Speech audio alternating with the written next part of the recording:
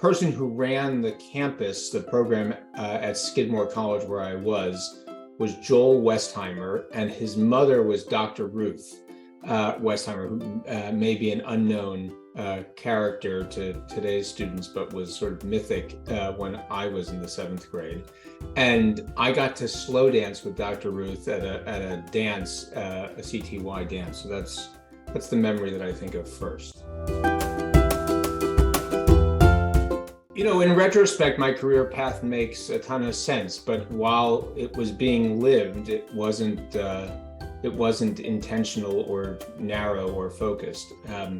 I think with the benefit of hindsight, and I'm now 25 years, almost 24 years out of college, I can say that from the get-go, I've done a lot of different things.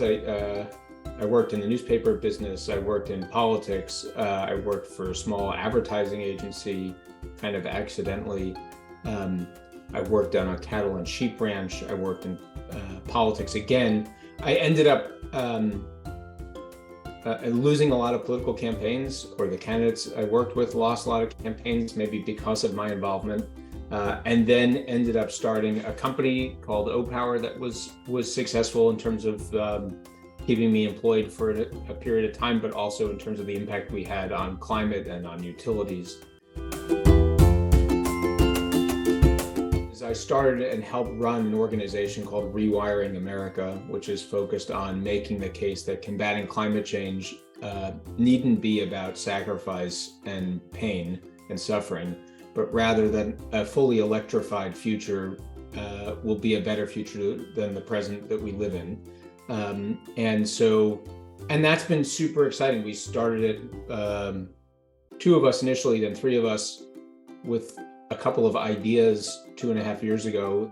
The other job is at the moment a much more sort of lonely job. I'm running a small medical device company that is designed to help hospitals and health clinics, especially lower resourced ones all over the world, provide negative pressure isolation environments to help treat infectious disease patients. I worked on a lot of political campaigns. Not a single one that I worked on, I was very good at working on campaigns that came in 2nd or 3rd place. Knowing going into something that I may not succeed, or that it may not turn out the way I want it to turn out, but that I'm going to throw myself into it anyway, is something that I feel serves me well, mentally, emotionally, and probably serves my work well too. Worry less about how it all looks to those of us on the outside, and whether it all makes sense in the building of a career or a building of a curriculum, and to really pursue with your heart and passion and with your blood, sweat, and tears the things that excite you and that matter to you.